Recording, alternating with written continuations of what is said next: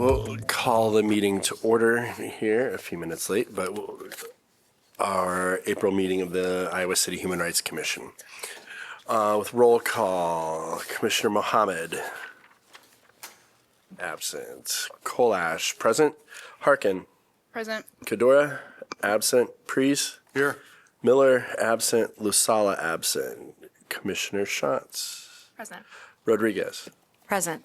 Great. Do we have someone who wants to read the Native American land acknowledgement? Yeah. Expect Mark to do this. I can tonight. We meet today in the community of Iowa City, which now occupies the homelands of Native American nations to whom we owe our commitment and dedication. The area of Iowa City was within the homelands of the Iowa, Meskwaki, and Sauk, and because history is complex and time goes far back beyond memory, we also acknowledge the ancient connections of many other indigenous peoples here. The history of broken treaties and forced removal that dispossessed indigenous peoples of their homelands was and is an act of colonization and genocide that we cannot erase. We implore the Iowa City community to commit to understanding and addressing these injustices as we work toward equity, restoration, and reparations. Okay, item 3, report from the Police Department's Community Outreach.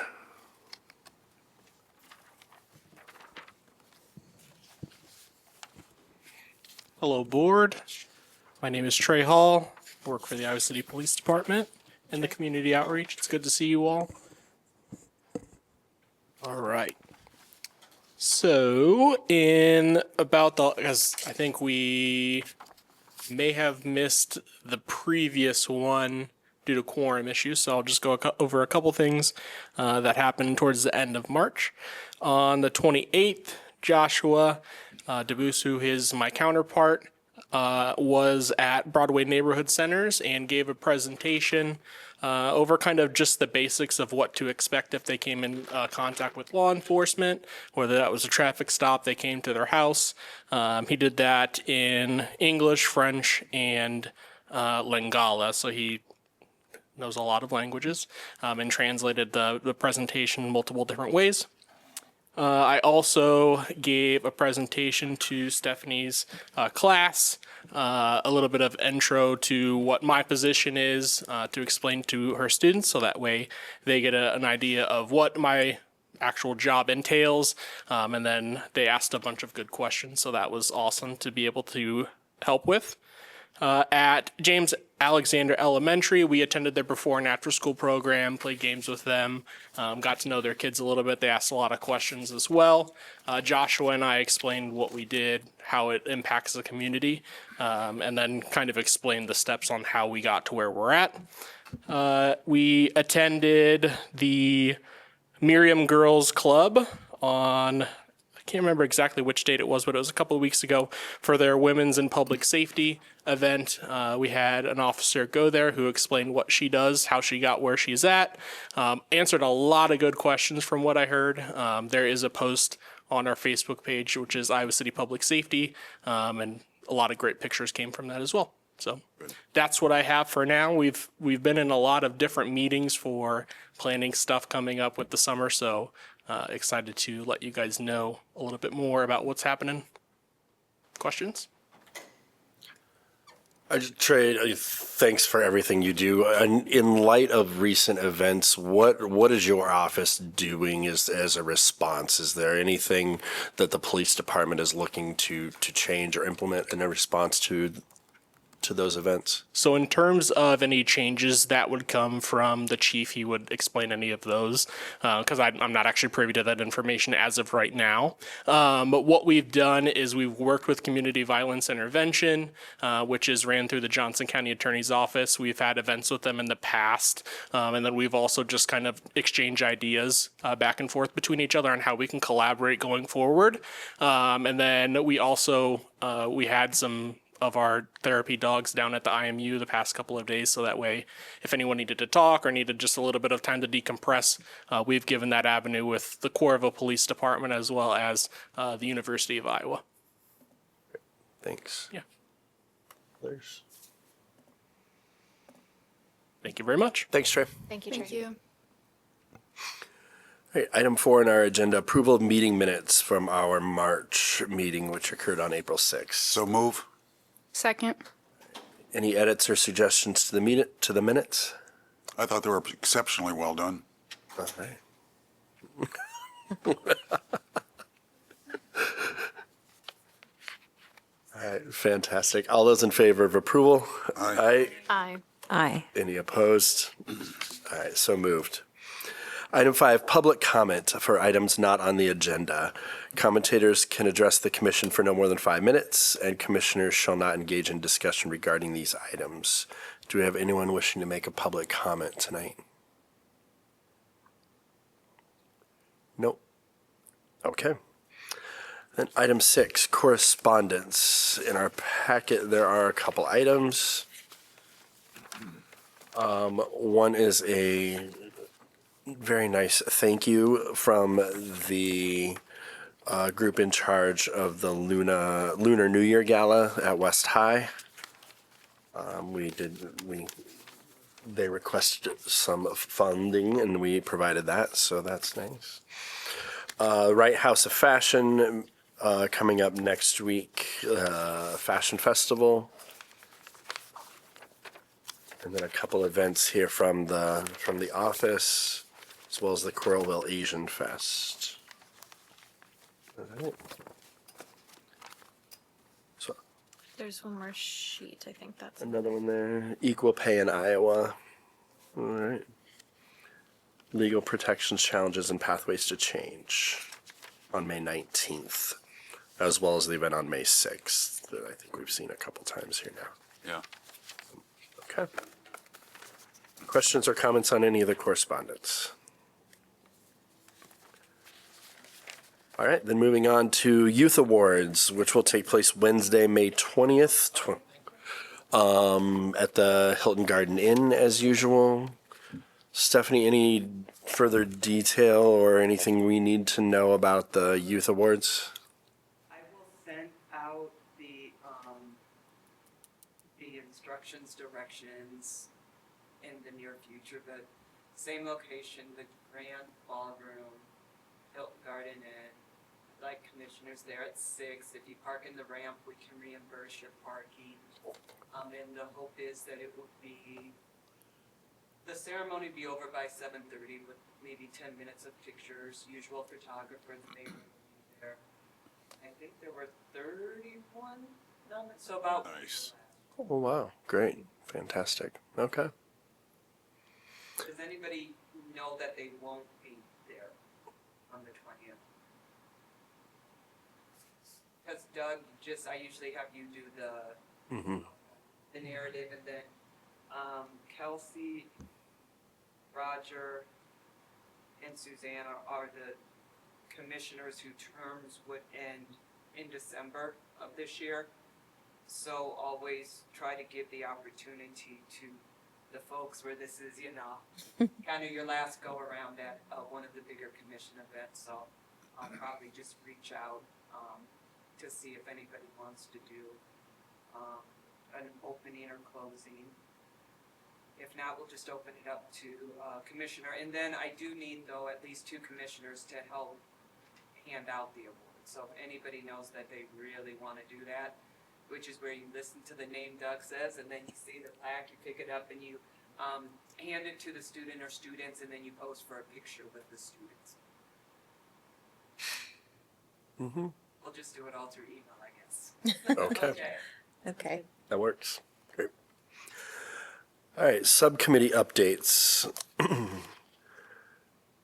Any subcommittee updates? I can start. Yeah, go ahead. Housing was successful in having its first meeting. And I thought there was a lot of great conversation that went on there, some goal setting, some starting points, some tasks and tasks that were set and have been working on. So housing subcommission is going good so far, starting well. Excellent.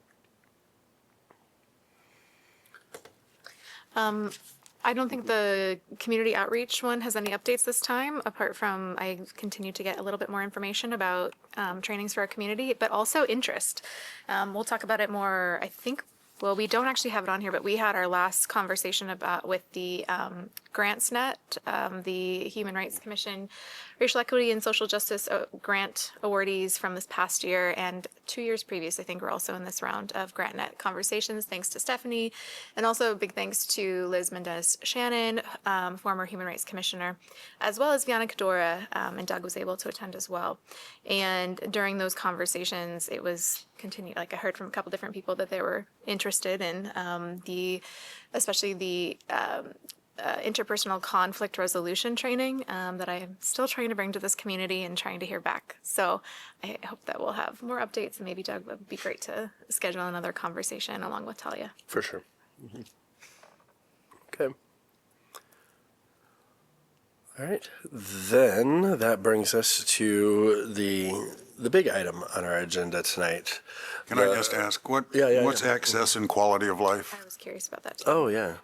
That is a new one. That was one of the committees that the commission set up.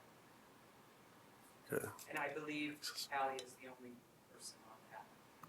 Okay. Okay, All right. I think that was at Talia's request. Forgot to put the date after. Okay. that, so it Okay. should be Miller. okay. Here we go. Okay. Good. Any others with Talia, Roger, and Viana gone? I'm just assuming we don't have any updates on the other three. All right. Okay. Then moving on to our human rights grant allocations for 2026. On the screen, we have our nominees organized by the average of our online rankings. I don't know if we can make this any And our numbers show to the right of our name, is that correct? Yes, yeah. So column D will have the average of all of our numbers, I'm sorry. and then we each have a column from our individual rankings. Yeah, there. I like it bigger, that's good. There we go.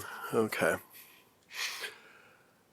All right. So cumulatively, the highest average ranked nominee is the application from the Asian Pacific American Public Affairs, the Eastern Iowa chapter.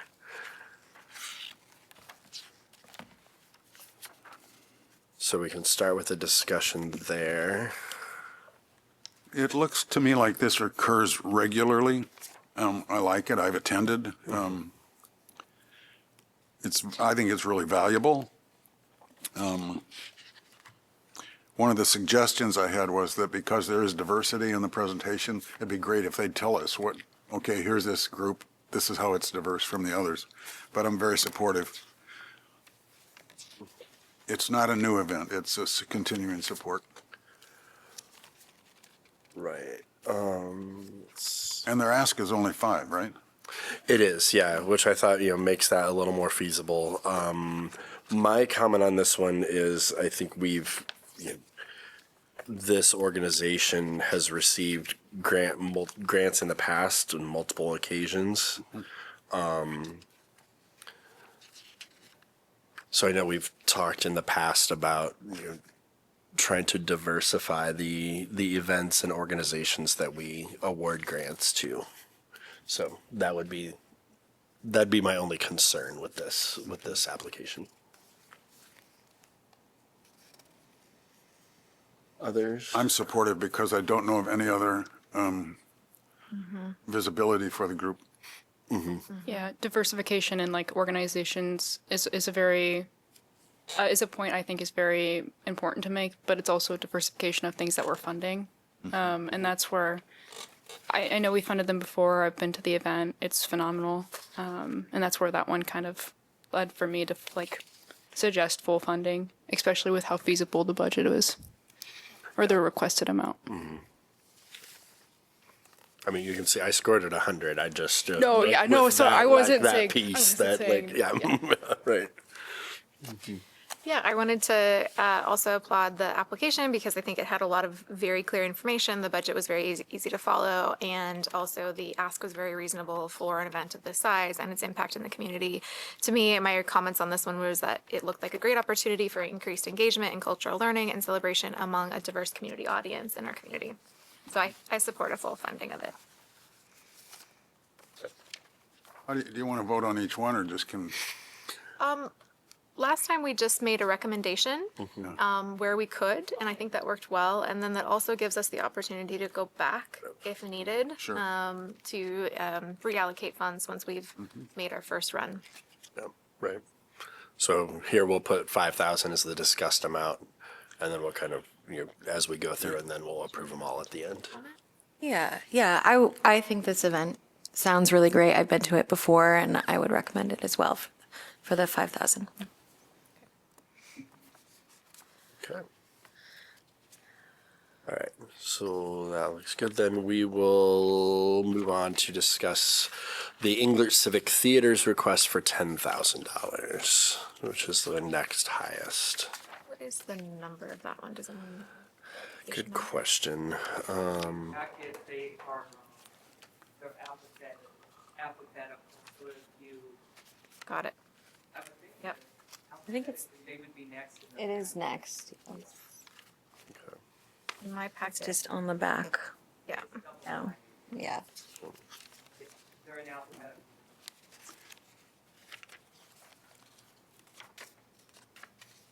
No, that's not it. Maybe talk about the alphabetical Yeah. packet, so For me, I have to go in a little bit further. It's on the back. As I read it, it sounded like a pilot project, but it's also rooted in a culture of hospitality there already at the Englert. So it's just some dollars to do something that they're already doing in terms of, if you can't, we'll support you. So in that way, it just doesn't seem like a pilot project. It seems like more of the same. I'm not complaining. Good for you. I found that I had some questions on this one. I really supported it. I ranked it quite high in all 6 fields. My questions were related to seeking to understand how they would determine the reduced fee. So the purpose of this grant application was to create greater accessibility to programming at the Englert, and doing so in either a fully reduced fee or a partially reduced one. They gave an example in the application of a $40 ticket reduced from $60, but I felt that fee would be still unattainable for many people. Sure. That they would be unwilling, especially if they're a group of people or a family, to pay that fee per person. And so I wanted to understand a little bit more about a sliding scale, or if they would even fully cover participant tickets at certain times, particularly for events that might be really impactful in our community. And that also might enable a scale that helps to the funds to go further, but also encourage participation. And then I did have a question about if they had captured data in their survey about how much people would be willing to pay to attend various events. That seems to me to be important if you're trying to do a reduced scale that encourages more attendance. And that could also inform whether a ticket costs between $5 and $25 might actually be beneficial in this case and attractive for new attendees. But otherwise, I would support fully funding the grant, and would be happy to talk with them more if my questions weren't clear.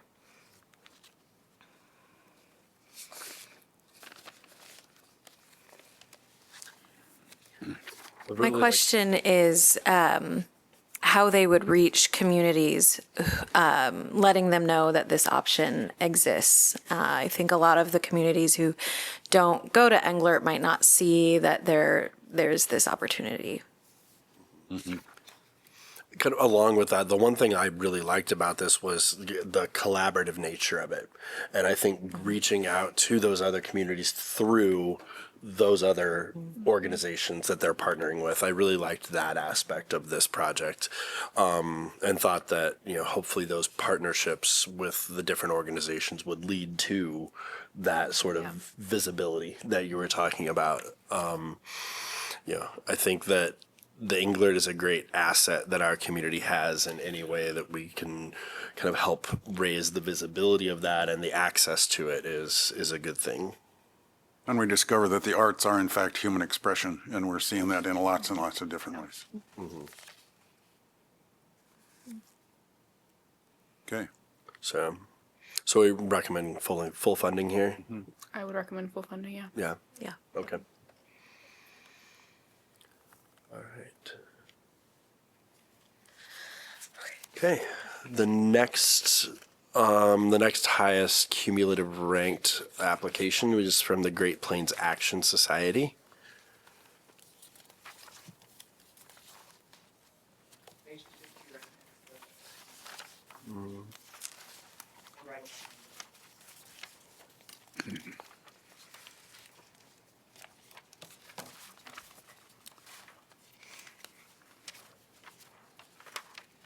This is a Indigenous Two-Spirit LGBTQ drag show to be held on August 8th, 2026, commemorating the International Day of the World's Indigenous Peoples.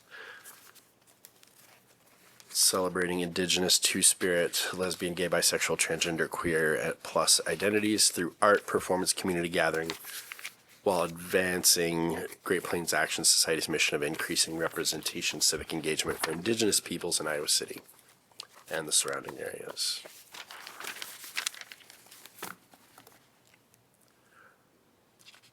I love the intersectionality of this, the collaboration. There are other organizations that are, being brought in here as well.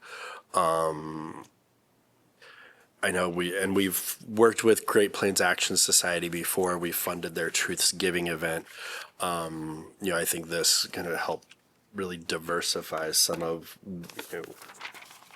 the funding that we've done. Although it is a group we've funded before, I think this project is unique and something that we haven't seen, and that is new for Iowa City as well. To echo your point, I love this. Like, I've never seen a project like this. I'm sure they exist. I haven't seen it. I thought the partnership with the organizations were great. It seemed diverse. It seemed to fully cover what they were looking for. I thought this was a great application, and I would fully fund it. I'm not going to nitpick the budget. It just seems generous. And I don't mind being generous.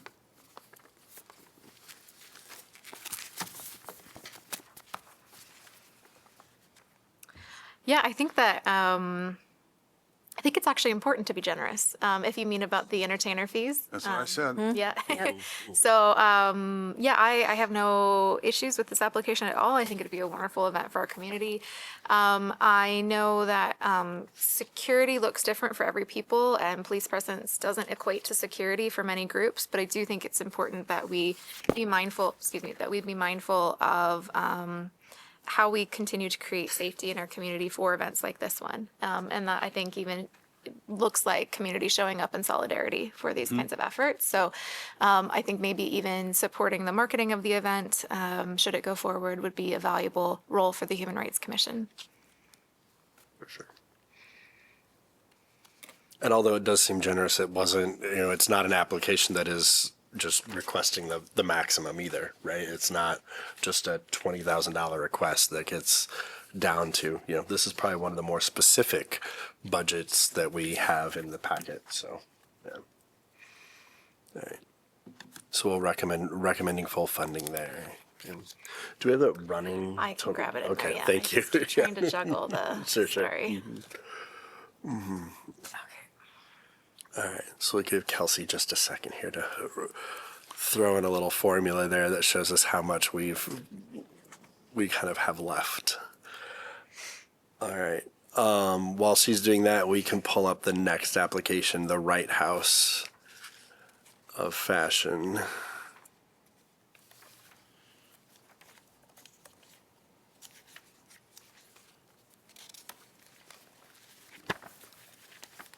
I have to find that one.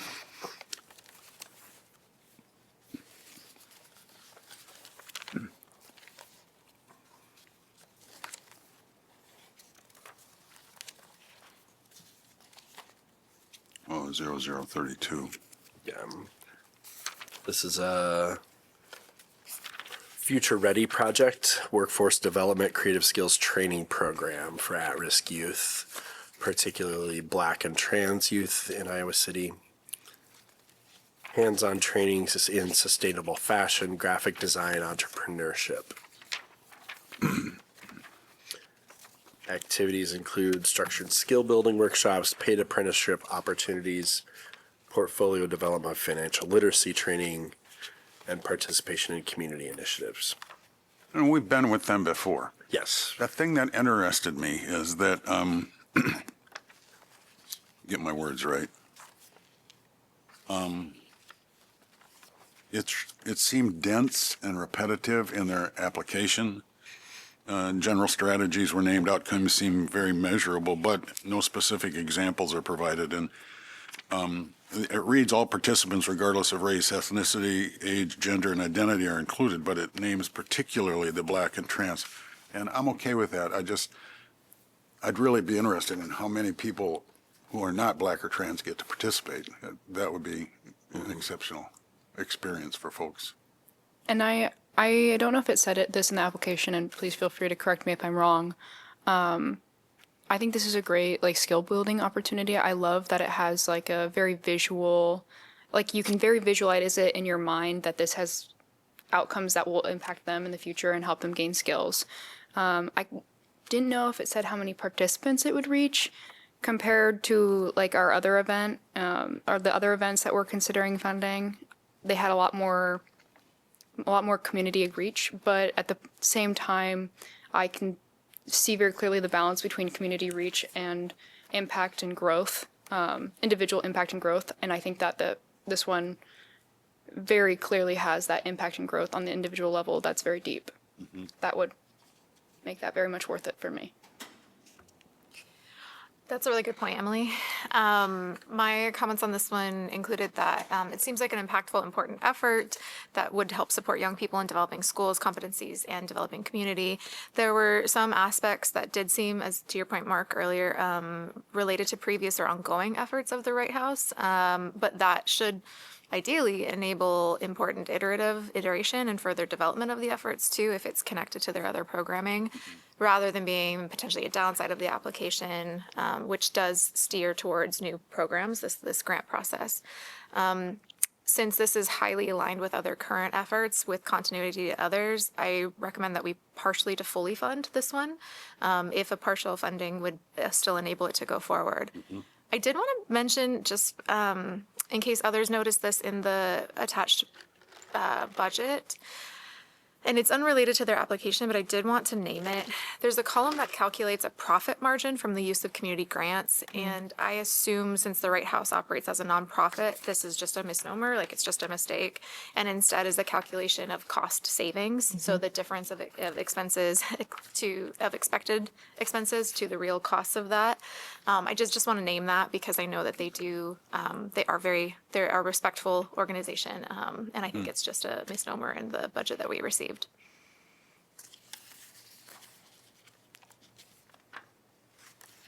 Where is 32? I did want to say that when, with any agreement with the city, the organization, when they sign on to it, it's not to limit participation. So Mark's concerned, they couldn't reject somebody because, say their color, race, ethnicity, or anything like that. So it is open to all. So anybody who was rejected, based upon for the most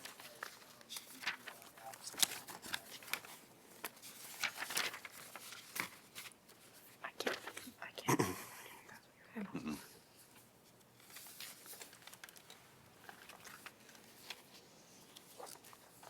This may be a silly question, but do we have the budget in our packets? I'm not seeing it. There, Yeah, you do. For the Wright House? yeah. Yeah, it's in there. It's in the, It doesn't have a page number, but it's here. Okay. it should be the last. Gotcha. Yeah, it's one of the last pages. Thank you.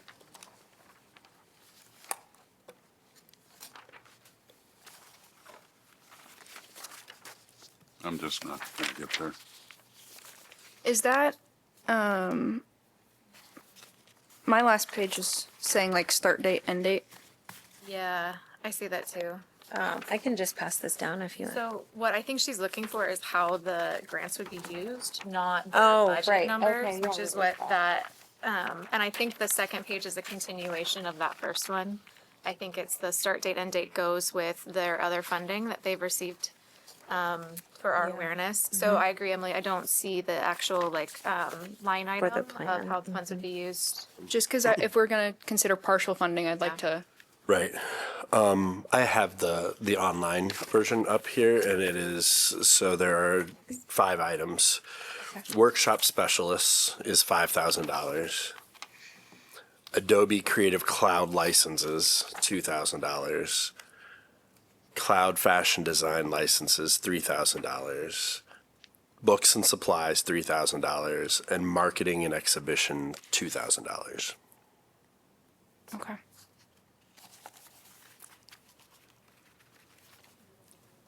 Absolutely, yep.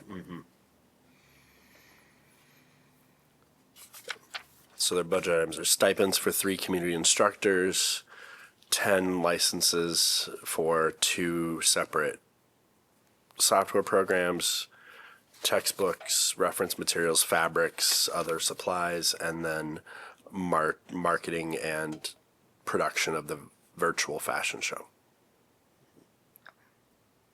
Thanks, Doug. Yeah. Got a plan.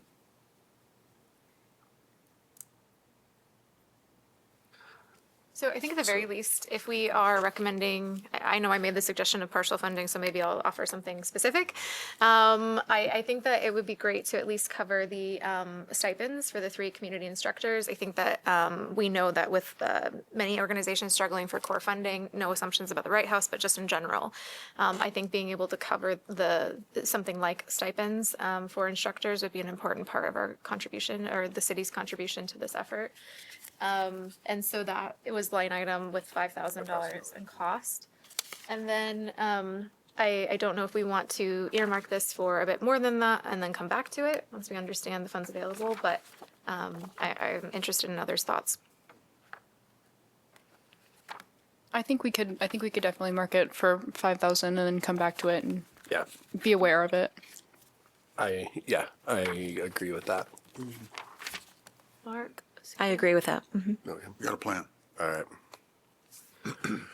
Okay. Next up, then, Neighborhood Centers of Johnson County, request of $19,963.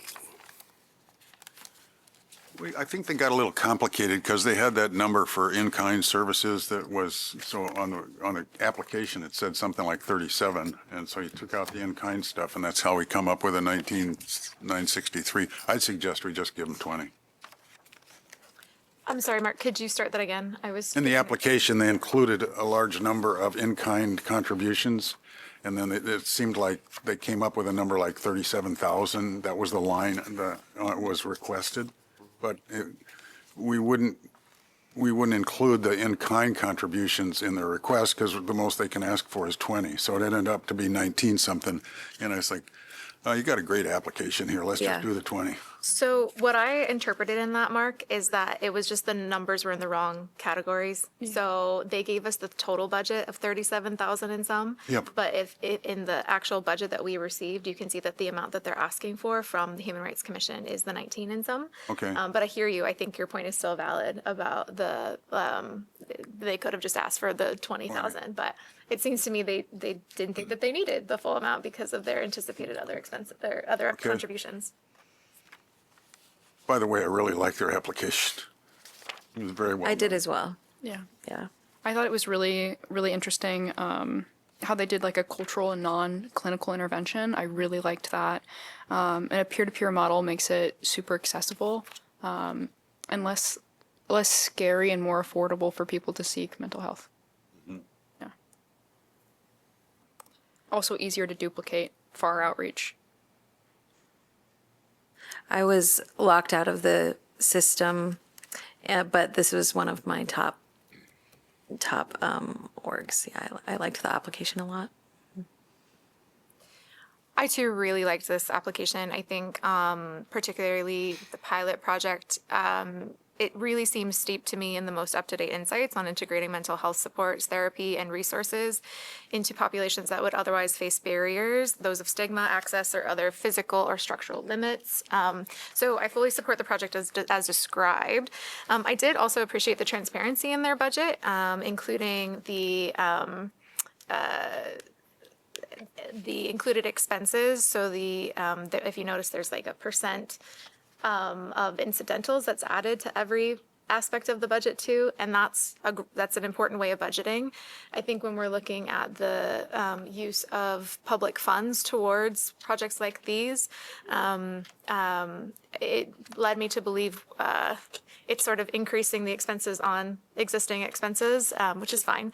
But I did wonder why salary-related funds are main part of the project expenses, with subcontractor fees making up the other portion, particularly for a well-funded organization in some aspects. So, but I have no issue with those expenses, and I think it makes projects like this one possible. Okay.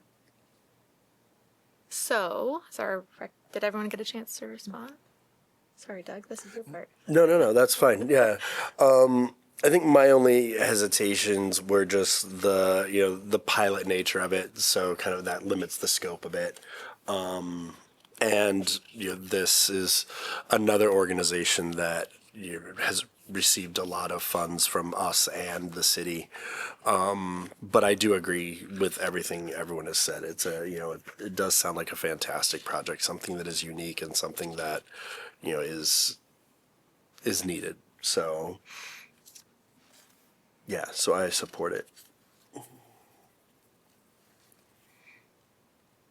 Any others then? So we Are we give them recommending full funding here? 19,963 or 20? 19,963. Sure. I don't know if we can give them more than they've requested. So, Okay. yeah. All right. Next up, NAMI, Johnson County. This one is.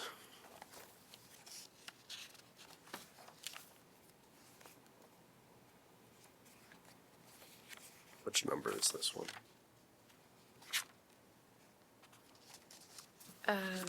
It is 035. All right, 035. Thank you.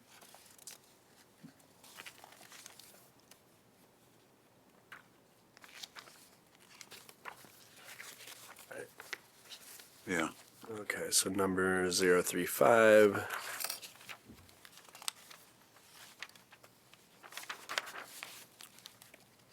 This is a proposal for a community-based storytelling and arts initiative designed to advance mental health as a human rights issue. Project will engage Iowa City residents in a series of poetry slams, peer-led writing workshops, and open mic events that center lived experiences with mental illness.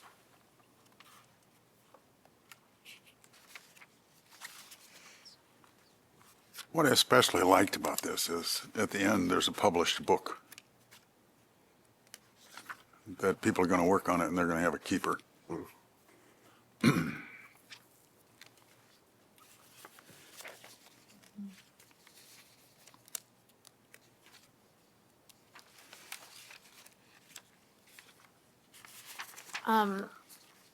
I think this is a little bit personal, but I have shared about the work effort that I was a part of. That I was a co-editor on a compiled, edited volume that brought together even stories of how people experienced violence as well as the solutions to violence in their communities.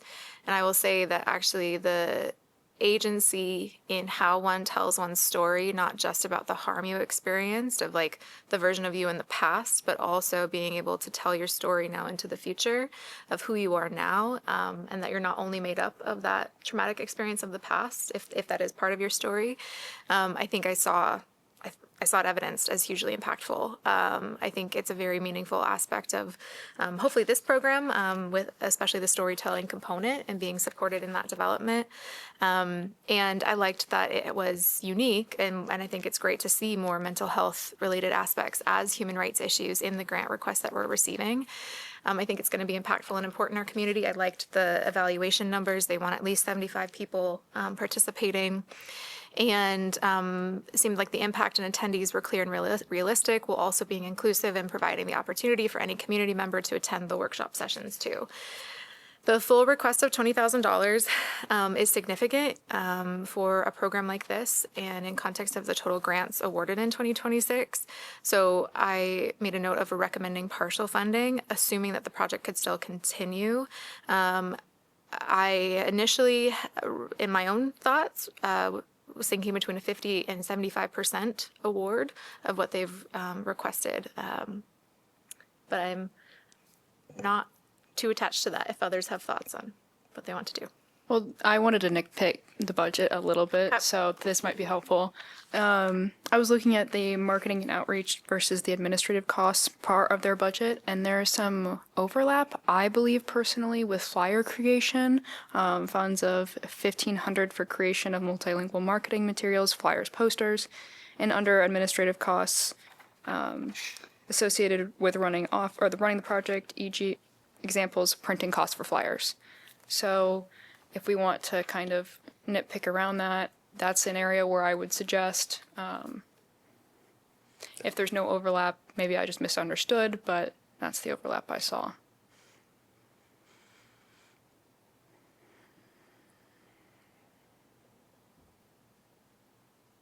And if we want to do like partial funding,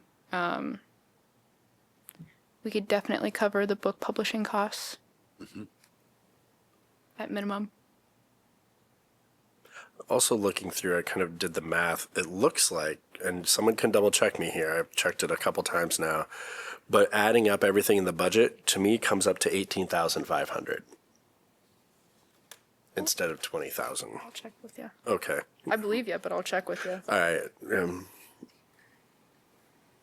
Although I haven't done math since high school. That's the other thing. I was like, no, it's not my strongest, but I'm looking at all of these and yeah. 6.4 to 25 to 15.5. I'm getting 18,500. 18,500. Yeah, that's what I got as well. I'm gonna use my calculator. Yeah. So are you suggesting we do something like 17.5? I would suggest, yeah, or 16.5, 17.5 or 16.5. We can go lower if we want, but.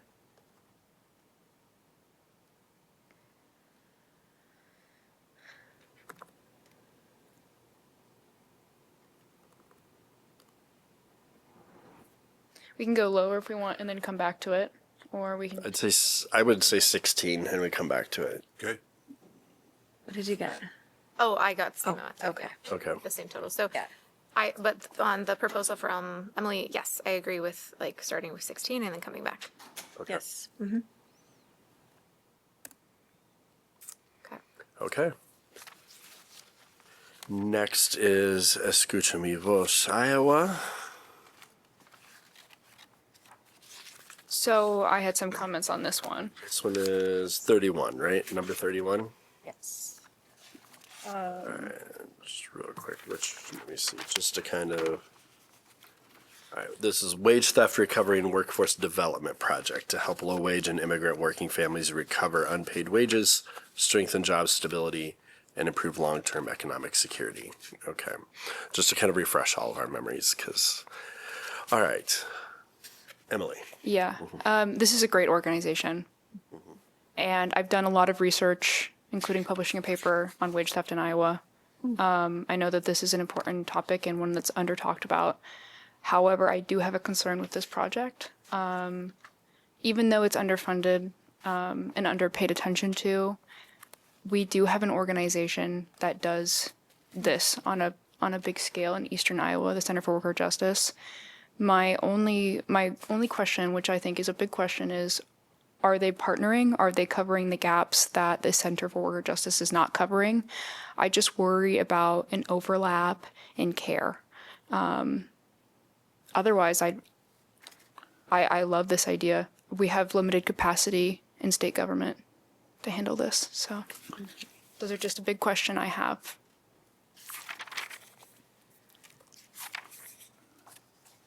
I'm not going to be able to find it. That's a really good point. My issue here, just small budget thing, is the operational costs, rent, utilities, insurance, those things we normally do not fund in the grant. So that would take $2,000 out. So the maximum here would be 18,000.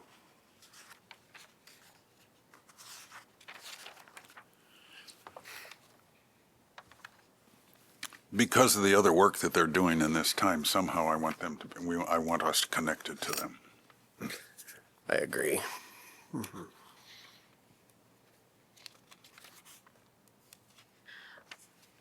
It might have just been my misread of the budget and the application. Well, just to start, I also think that this is an important issue. It warrants efforts as described and also in collaboration with any other existing efforts, absolutely. And I think I have a lot of respect for Escuchame Voz, and I think they're well placed to address it, particularly maybe with even like maybe the gap is untapped populations who maybe otherwise wouldn't feel comfortable working with anyone apart from those that they trust. I think it was difficult for me to understand the application, but it seems like funds that have been requested are covering part of like ongoing efforts to address wage theft too, or maybe ongoing salary needs. That is totally understandable, as I mentioned earlier, with core funding being the challenge. So I don't have an issue with that, but support your suggestion, Doug, to maybe limit some of the indirect program costs or recommend a partial funding.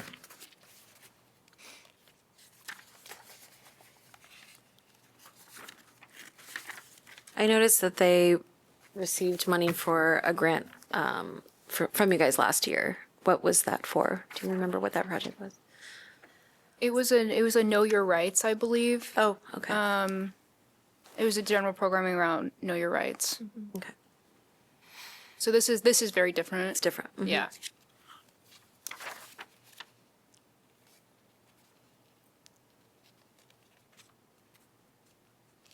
Trying to find the budget.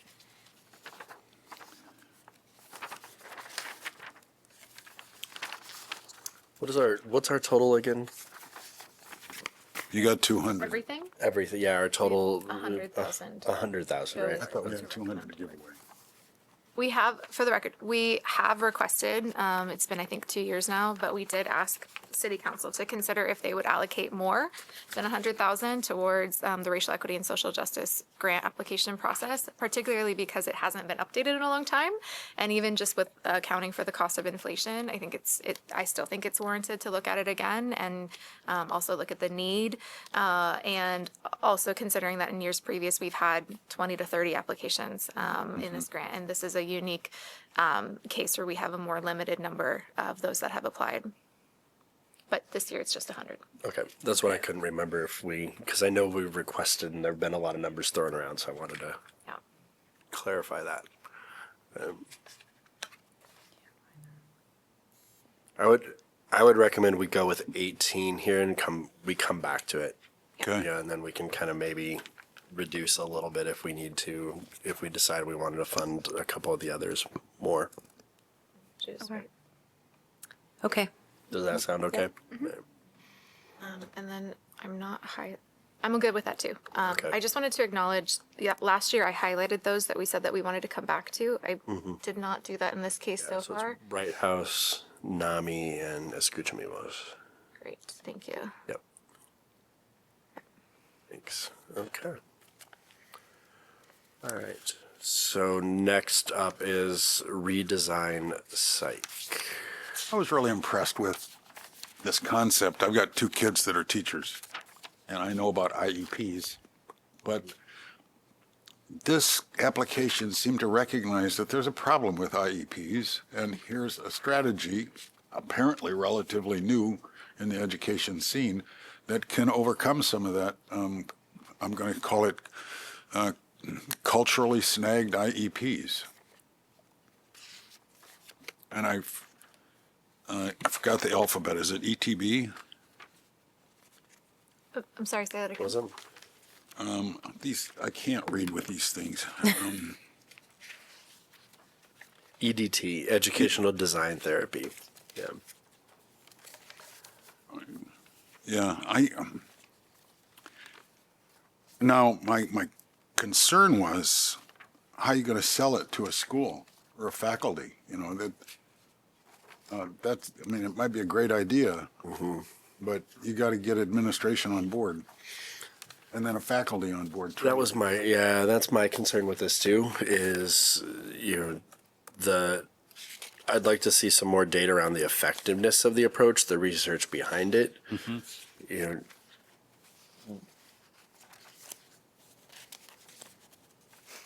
How it, more around how it would be implemented, where, how does it get into the school, et cetera. So, yeah. It's also interested in page 3 of their application, there's no budget. There is a There budget. is somewhere here. All right, I just didn't know how to look at it. Can you just hand it to me so I don't have to bother with a screen? Yeah, it is missing a column though. I think that's the right one though. But that is not including everything that they submitted. Okay. Yeah, you can see from the total of my score on this one that this was one of the more lower ranked ones for me. I found a couple of issues of just how I am reflecting on this. And I had a couple questions just because of the information provided. I was curious if there was a fee for participants to register and attend and be a part of the workshops. I know the applicant was really transparent about how she's going about the work and also her private practice, if you will, with taking on clients. But I did want to see, I thought it could be useful to see how the time mentioned in the budget on data collection and reporting relates to how the work may be integrated across the year, both in between the workshops and across various types of participants. And as already mentioned, I'm curious about the receptivity of the school system to collaborate and co-learn on this. I hear and understand the importance of major advocacy and educational components to empower caregivers and guardians. But given that one of the main objectives of the grant request is to make a measurable change inside the Iowa City school system, it seems intuitive that it would be important to capacity build with the people who are also within the school system, including the school board. And that's it seemed intentionally avoided in this application. And I think it's important to share learnings and build mutual respect with the Iowa City School District. And I think the school psychologists and mental health counselors in the school would be important in that aspect. The size of the budget also concerned me. It seemed very high, particularly without insight into the number of potential families who they hope would attend, or even general market research about what is the total amount of people who might benefit from something like this. And I will just also say that disability advocacy is so important, and there's a lot about the ethos of this application that aligns with educational advocacy support for parents and caregivers. But for me, there were just some gaps, at least in what was shared through this application, on how such a significant investment in personnel time, as well as the workshops, would translate into a meaningful impact alongside caregivers and guardians, educators, and those with levers to shift educational policy and practice in the school district. And I thought that the project would be easier to support with knowledge of whether the school district is considered a stakeholder where relationship and co-learning could be fostered. So I would recommend I actually recommended to not fund this project.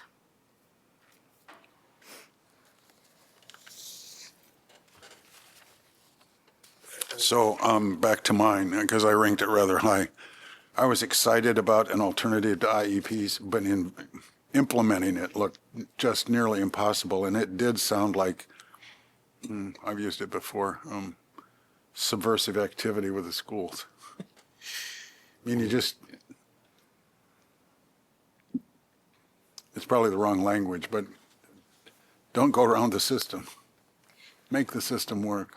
Because I think, the Iowa City School Board's in some difficult times now, but it's evident that there's strong leadership that they're able to name it from the board.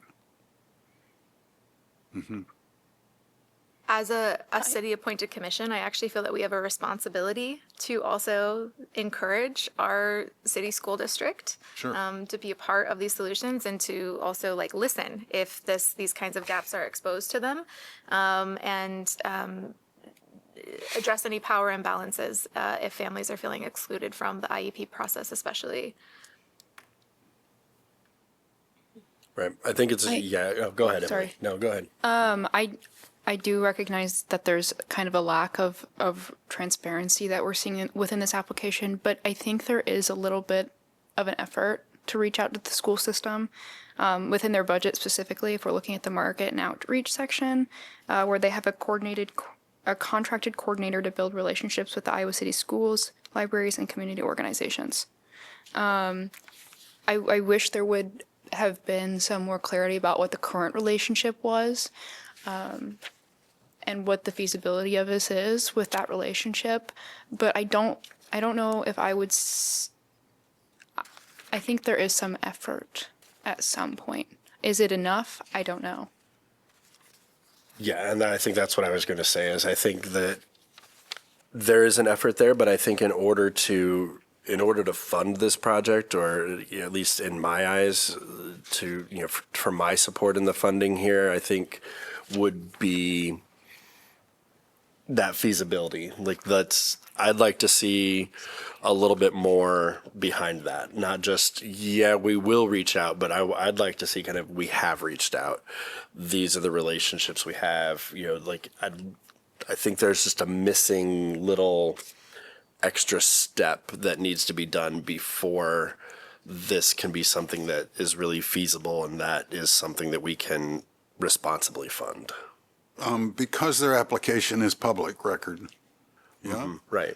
And working with you, Kelsey, in terms of your comments related to the city's, our responsibility toward the city schools, could we refer this application to the city school system? We've received this application and I have no idea. we'd like you to consider it, or? Do they have a mechanism to fund things like this? I have no idea myself. For me, I wasn't so much thinking about the funding, but just the concept and the topic. Oh, I see. Yeah. Oh, I see. So facilitate more of the dialogue and kind of community connection I see. to help bring a human rights lens to this issue in the community. Is that what you're thinking, Mark? Yeah. Yeah, I would support that. Yeah.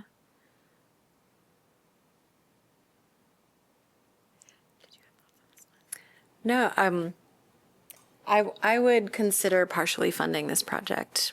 And I think it's a good idea to pass it off to the school board and maybe they can make a connection.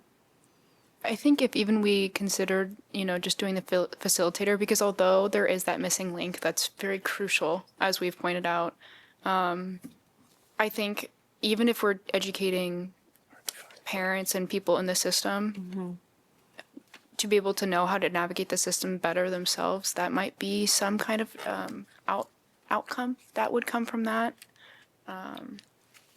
Even individual impact is helpful. I'd be in support of partial funding, maybe half or less. Along with the recommendation to pass this along and try to be a connection builder.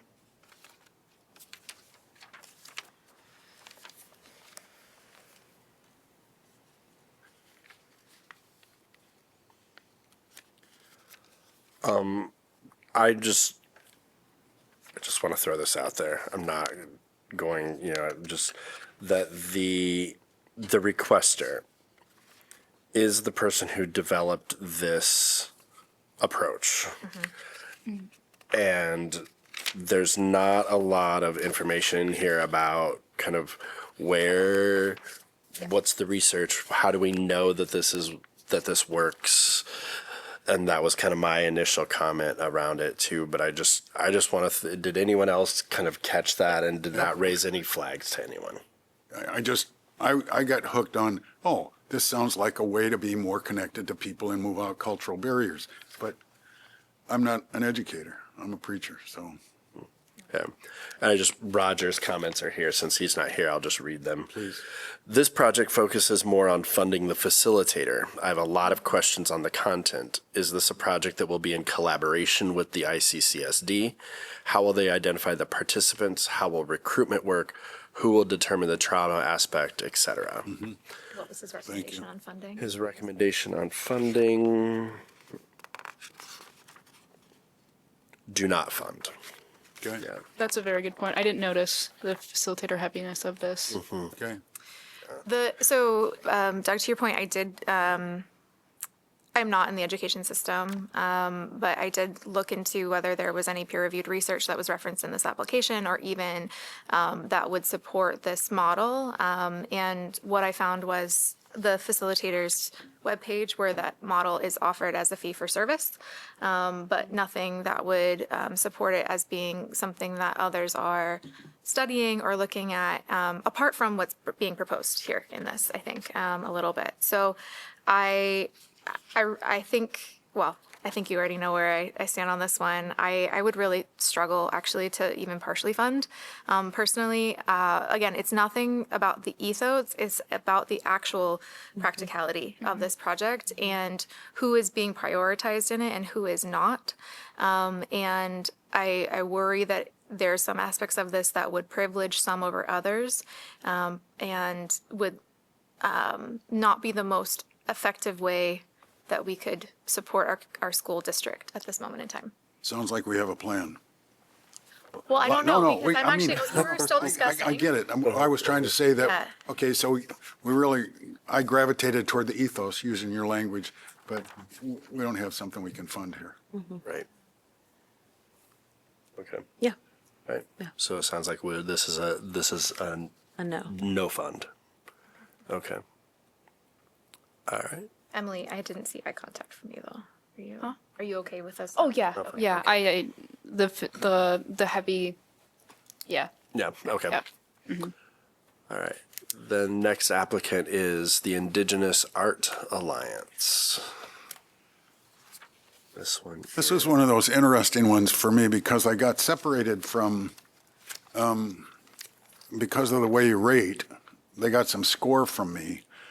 But because the applicant was from Tama, and I don't have a date, and there's nothing in the narrative about Stella Standing Bear and Stuart James, but they're largely devoted, the whole performance fee is devoted for them. Yeah, So there's lots of reasons not to fund this. I agree. agree. Yeah, it was marked as no, it would not fall in our time frame. There was no set venue or even possibilities of venue. It's an organization listed in TAMA, and the fees were extraordinarily high for entertainers.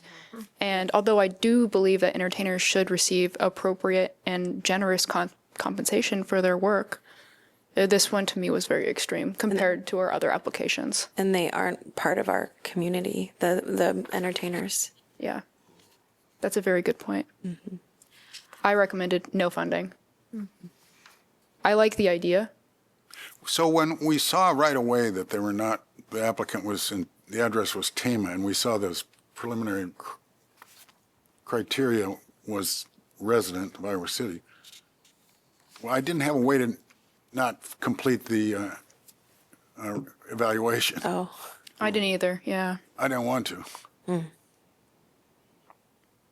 I mean, I like the idea, obviously, but that's why it rated so highly for me, despite, its obvious problems, but.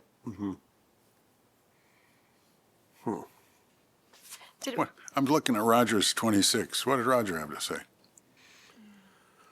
Probably much the same as I had to say. Yeah, let me see here where this would fall.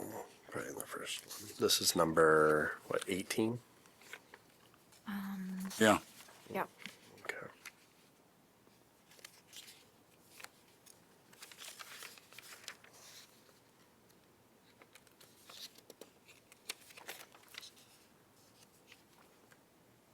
So what I read in the application is that they're reaching out to venues in the Iowa City community to host the event. And so although the individual was outside of Iowa City, because the event would occur within Iowa City, I I ranked it as normal. I read through the full thing as if imagining that the event would occur within Iowa City and be a resource to our community. Yeah. Yeah. I saw that too. To me, it didn't come across as ultra realistic because there was not even like some listed ideas of where they would host it. And I think that would be it's the backbone of what they're doing. They need a venue. So for me, I was like, we don't even know the backbone for this. And we don't need to know, but we need to know that there's some sort of possibility. It's hard to it fully fits our mission and our funding and what we want to do. But when we have organizations that have venues picked out and organizations that they're partnering with, and it's so secure in other applications, it's hard for me to want to divert funding from them. I'm okay with a partial funding, but I marked do not fund. I think those are good points, Emily. Was there more to say? No, to find yeah, Rogers I here. would, I would recommend not funding.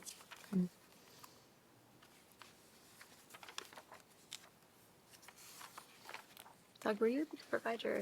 You've been looking through documents. I've been trying to find here we go, 18, all right, to see if Roger had any comments on this one.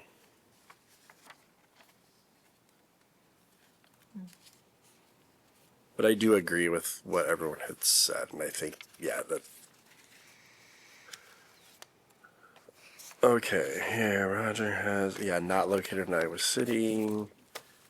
Okay, Roger's comment, project lacks feasibility of realization, date, location, partners, and other supports. And that was my comment, similar as well. So, I think we have a consensus there then. Yeah. Okay. I support that. All right, then our last one is Homes for My Peeps. This one is number 22. What do they do? Sorry, what do they do?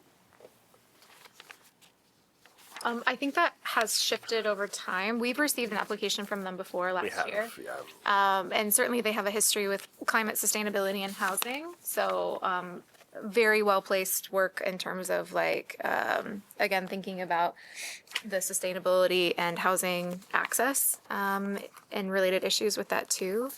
But I think, let me pull up my notes to say more, Mark. From what I understood, it was about food security, knowledge of food security, and more of construction, housing construction, and having workshops around that. It was semi unclear to me how exactly what those were going to be about. Yeah, that was my comment too. There's no detail around the content of the workshops, the structure or format, what those workshops would look like, and how they would measure the success of those. The success measurements they provide are the number of people who attend, the number of workshops that are delivered, but what's the actual outcome there rather apart from getting people to show up. I think kind of similar to the last couple, the last project is, there's not enough detail around the specific implementation, logistics, and content to justify the funding here. I did like that they had, I think it was 6 to 8 workshops. I don't know how many people per workshops. I do and I don't know if this is more of a selfish wish, but I wish that they had some sort of certificate or way to put their participants into a field that involves construction or connect them with job security. I thought that would be very cool, a certificate. Otherwise, I understand how the food insecurity, knowledge of those systems would be very helpful. I struggle to see the life outcomes of construction, workshops. I see that there could be value, but I just don't know how they are specifically going to do that with this project.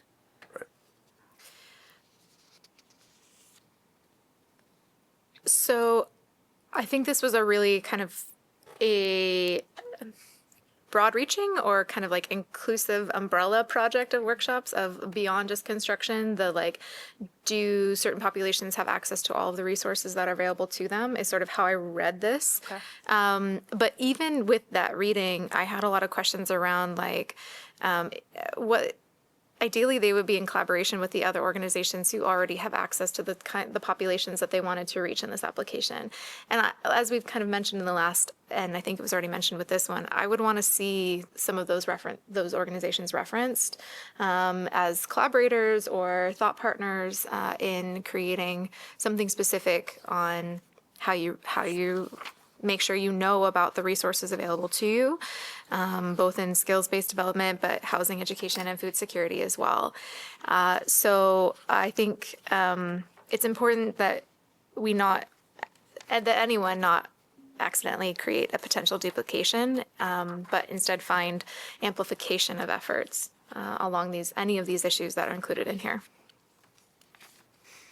So in my review individually, I said I would support partial funding, but I've also listened and heard from my fellow commissioners up here about some of the concerns and the desirability to have more information presented here that would help us understand the feasibility and the impact of the use of funds, particularly when requested at this level.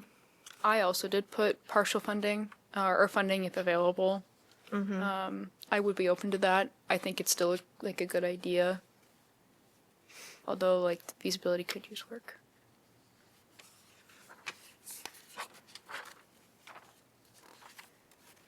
Yeah, it'd be great to see Roger's notes because he has very low ranking. Yeah, and so, but it cuts off. Oh, Yep, that's it. number 22. So we can. Number 22, yeah, so we can't, it stops after field 4. Sorry. So, yeah, Okay. that's the second part of the packet. So, I don't think we have his comment on there, unfortunately. Well, his 19 is a comment. 19 is pretty, like, I mean, I think that's the lowest anyone gave anything out of all of us, so, yeah. Yeah.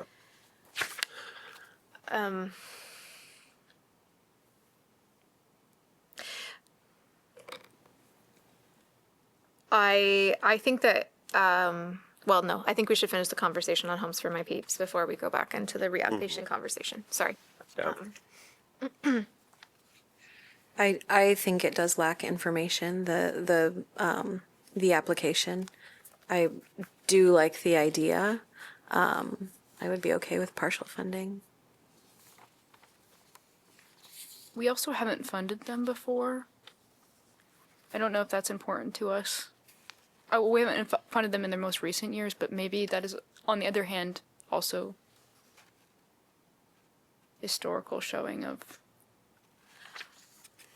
So, okay, so I appreciate the sentiment of wanting to partially fund. I also think if we look at the organization's total budget, anticipated budget for 2026, and we're also already having questions about the feasibility, if we're asking them to do the project better with less money and no other available resources, I'm not sure that that's a fair ask to an organization. Because I think, and I appreciate actually that I think this application is more in line and aligned with the goals of the Racial Equity and Social Justice Grant application process. And especially the emphasis on education and mobilization and organizing this year. I really appreciate that, and I appreciate their effort to submit an application. I just don't want to be unfair to them by saying, great, go do it and do it better with less money in a partial funding scenario.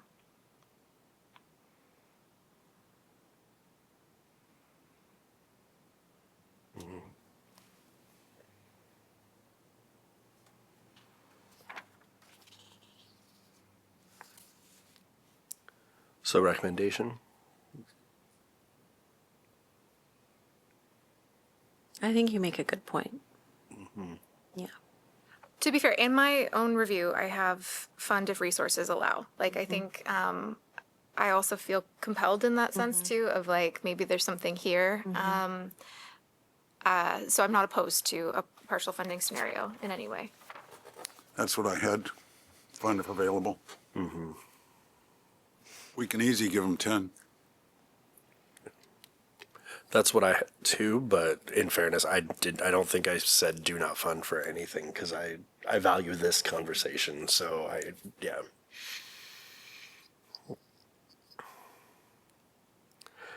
I think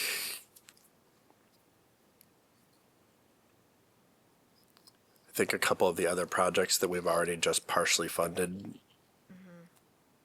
might merit the funding more than this.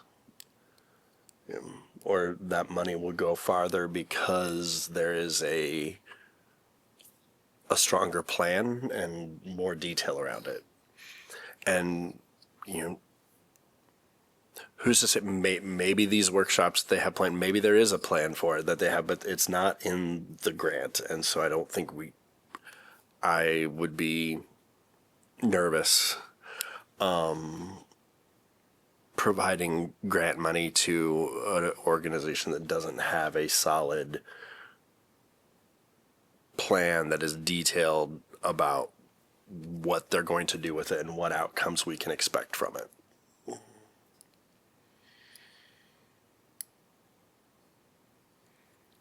So I would say let's put this at a 0 and then kind of go back and look at a couple of the others and and then Yeah. maybe we can.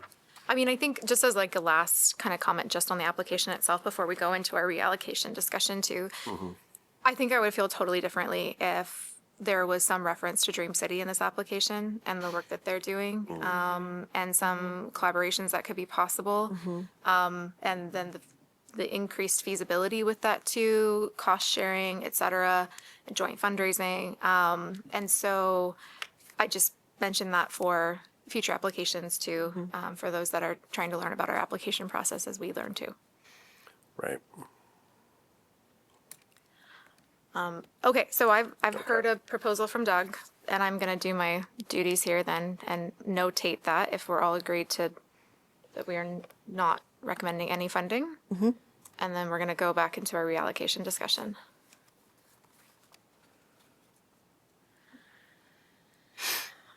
Okay.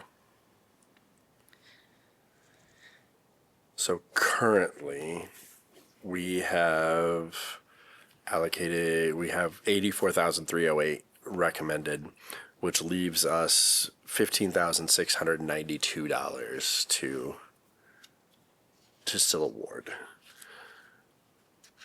So you could go back and fully fund the 3 highlighted ones and still not spend 100. No, we would be just over. We would be, we are short, what, Oh, sorry. $308 to fully fund everything. Yeah. So someone's gonna have to take if we wanted to fully fund the remaining that we had flagged, Oh, yeah, someone's yeah, gonna yeah. have to take a $308 hit. What I will put out, I think Escúchame Voz, that one, if I remember right, it's 18,000 because there's that 2,000 in their budget for like rent and insurance and stuff. So I think we cap that at 18 and we'd be Bingo, so done let's there. take the highlight away So from take that. the highlight away from it. Yeah.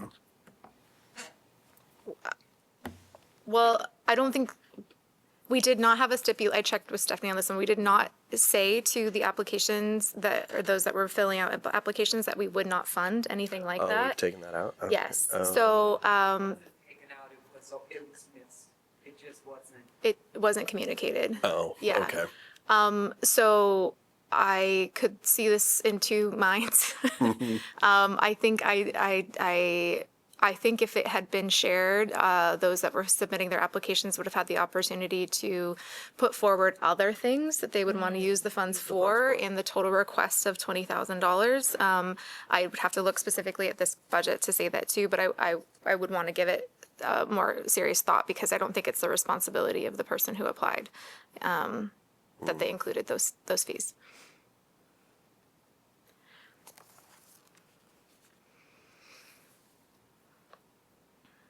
I mean, we have that 308 extra Shortage. shortage.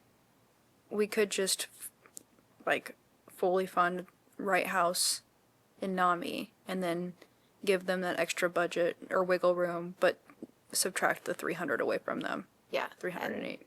That would be okay with me. Yeah. Okay. And then Stephanie, I don't know if there still is documentation that's shared with these organizations about what is like appropriate use of funds from a use of Iowa City funds perspective. What's that? Sorry. Can you break that down a little more? I think sometimes that rent kind of asterisk has been a requirement of the city. And so I was curious if there would be further communication for those that would receive funds of, hey, this is a stipulation of the use of city funds from here that would encourage the use of those additional funds beyond for something else besides that category. Okay, yeah, we can put that and they can choose to, you know, Okay. city council takes the recommendation once we, and they can either sign that or not, so yeah. Yeah, okay, cool. And the Escuchimivos budget does have, I mean, every line item, the grant is a small portion of the total cost. Yeah, So even if, yeah, they could. they could easily reallocate that 2,000 to Okay. any other area of the project. Okay. So I've heard a proposal to fully fund Wright House, fully fund NAMI, and then to increase the funding to Escuchimivos to almost their full request with the remaining funds we have available. I personally support that. I'm I okay like with that that. plan. Yep, we have a plan. Emily? Alright, Yes. Okay. okay. Great. So 15,000 for Wright House. Can someone do some math about what Escuchimivos will need? Or I can also just do it in a spreadsheet here. Yeah, so if you do like 100 minus on your, yeah, 92. look at that, 692. 19,692. Yeah, we do that in our head, right? I know, right? in my head. And I then, could've done that. yeah, then Nami gets 200. You're welcome. Nami gets 20. Yeah. All right, and then this up here goes 20. Great. Boom. Ta-da. Yay. So now I think we need, Okay, so now, do we have a motion to approve the recommendations as we see on the screen to make these official recommendations to City Council? I motion to approve. second. Go ahead. Who got first? I think Kelsey beat you just by a second. And then all those in favor of sending these recommendations as we see them on the screen to City Council for this year's Human Rights Commission grants, say aye. Aye. Aye. Aye. Opposed? Motion carried. Great. All right. Great work, everyone. Thank you so much. This is always one of our tougher meetings and our longer meetings, but I think also one of our more important meetings and one of the biggest impacts that we have as a commission on the work being done in the community. So thank you all for the time and earnest effort that you all put into this, that we all put into this. Thanks, Doug. I might also just say a comment in case there's anyone who watches this who applied and didn't receive funding, or even those who applied and did receive a recommendation from us for funding, that I really appreciated that in this cycle it was quite a bit easier to wrap my mind around what was being proposed. Sometimes it's difficult to imagine what's on the page, and so both with the questions that were reframed this year, the system that we're using, big thanks to Stephanie in your office, but also big thanks to the people that spent the time to fill this out. I know grant requests is a major cost of time and capacity for those that are looking for funds. So thank you for your projects you submitted. I hope the comments we provided to those that we did not recommend for funding were also valuable. And I think that there's certainly, I hope it's a conversation. I hope it's not just a unilateral, we said no, and then it doesn't continue, because I think there was something really valuable, as you said, Mark, and I think you as well, Doug, in everything that we received in this cycle of grant requests. Thank you. Great. So we'll move on our agenda then to commissioner and staff reports. Stephanie, anything from you? Okay, all right. All right. Emily, would you like to start commissioner reports? Sure. This is just comments, right? Okay. Oh, there's the mayor's letter. Yeah. I'd like to read the mayor's issue statements on the hateful materials for some context before I start reading. There has been, a terrible event that happened in downtown Iowa City that many of us, if not all of us, have heard of. However, this statement says it better. So I will go ahead and read it. And not only have these comments been online, but there has been people leaving rocks and white power sayings on Iowa City's doorsteps of our Black families. I'm going to read this statement. Iowa City Mayor Bruce Teague issued the following statement on Sunday, April 26, 2026, following reports of harmful materials found in Iowa City neighborhoods. Anyone with information on this incident, including video footage, is asked to contact the Iowa City Police Department, and their number is 319-356-5275. Our community was made aware of materials placed in neighborhoods that promote messages of hate and division, as well as harmful content circulating on social media. Let me be clear, this does not reflect who we are in Iowa City. We are a community rooted in respect, inclusion, and belonging. Acts like this are meant to create fear and separation, but they will not define us. We stand together in rejecting hate in all forms.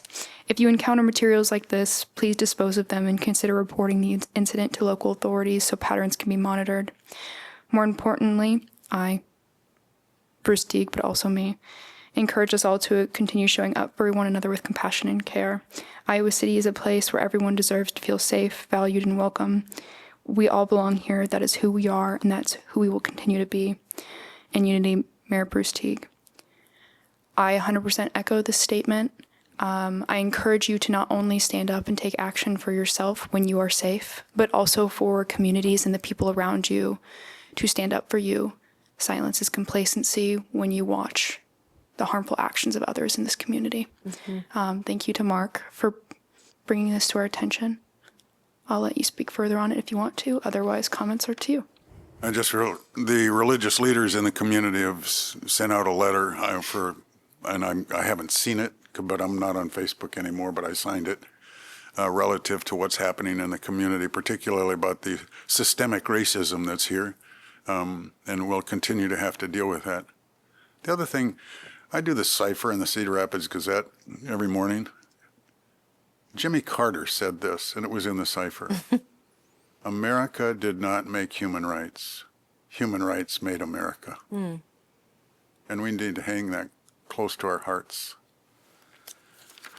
I also learned here at this commission meeting that I don't like progressive lenses, and I'm taking them back tomorrow.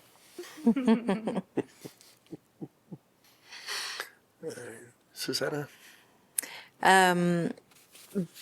The neighborhoods in which those were distributed were in neighborhoods that I grew up in. And I grew up in the 80s and in the 90s here in those neighborhoods. And I had those same experiences. So it does feel like we're going back in time.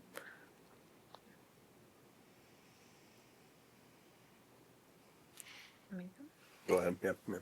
Yeah, it might sound cerebral, but I'm going to offer that when we talk about like identity-based violence, a lot of times people assume that we're talking about even identities that are self-held.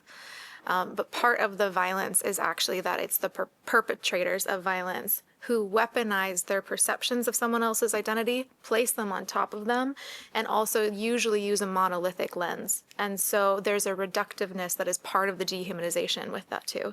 There is the, I now only see you as a perpetrator of violence. They now only see someone as this one thing and one entity. And I think that enables a lot of the racism and dehumanization that can occur, that then also is used to legitimize, even though it is not, but to defend the use of violence against people. And so I think as a community, statements like the one that you read, Emily, are really important because they show that not just in words, but also in action, we deny that. We deny that someone is just one form of their identity. We push back on people who perpetrate hate based on the forms of identity and how they view someone else's identity. And we show that this is actually a community that can live in peace with one another, that can have conflict that doesn't use violence, that can be maybe we have our disagreements, and I think that's actually very important, but resorting to violence isn't necessary. And I think for our young people in our community, no matter their background or their race or their education or why they were in downtown Iowa City as well, everybody deserves to live a peaceful life and to not feel that they have to resort to violence or be susceptible to violence. Every single person, no matter what.